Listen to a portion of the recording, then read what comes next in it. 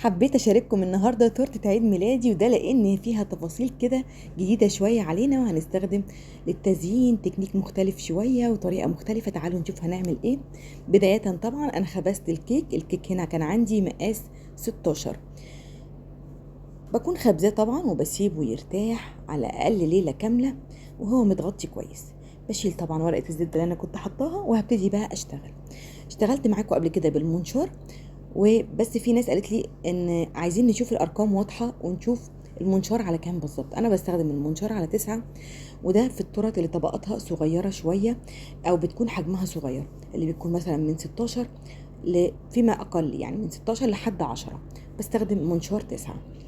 ولكن اقدر طبعا ازود في المنشار، يعني اكبر الطبقه شويه على حسب ما انا عايزه. لكن انا شايفه ان الطبقه بتاعه منشار 9 دي هي مظبوطه جدا معايا، وده اللي انا عايزاه. قطعت الكيك كله ما شاء الله بالشكل ده، طلع معايا 4 طبقات.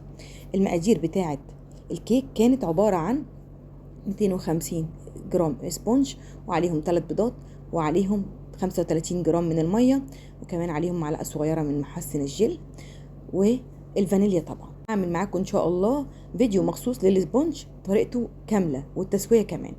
طبعا زي ما انتوا اخدتوا بالكم انا هنا كنت عامله طبقه الكرامب كوت وحاشيه التورته خلاص ومسقعاها، وبدات اعمل في الطبقه الخارجيه، لان الهدف من الفيديو المره دي مش ازاي نحشي ولا ازاي نعمل كرامب كوت، لان عملت معاكم قبل كده.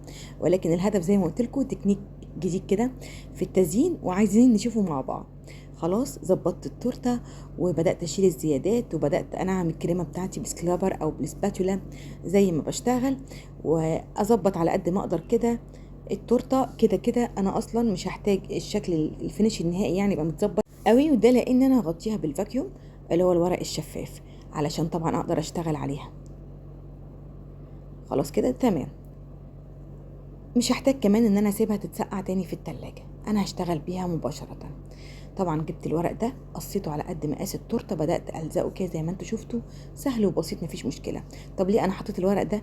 لاني طبعا هستخدم شريط الاورجانزا ده.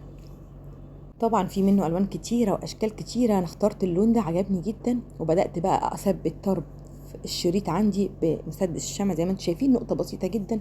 وبعد كده ببتدي الف الشريط، وبين كل مسافه بسيطه ومسافه تانية يعني حوالي كده 5 سنتي بالكتير بدي نقطه شمع تاني وبثبت الشريط.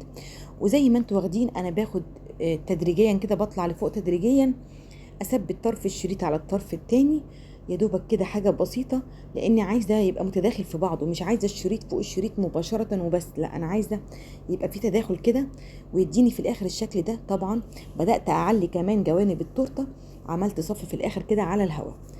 كنت عامله الفيونكه اللطيفه قوي دي، فيونكه عاديه خالص زي ما بنعملها كده اي حاجه عاديه. بصراحه ما عملتش الفيونكه يعني بالطريقه المعتاده المفروض اعملها بيها، عملتها بطريقه عاديه ولزقتها في الاخر بالشكل ده كده عند الفتحات بتاعتي او بدايه الشريط، علشان طبعا اظبط الشكل بتاعها وداري بدايه الشريط عندي.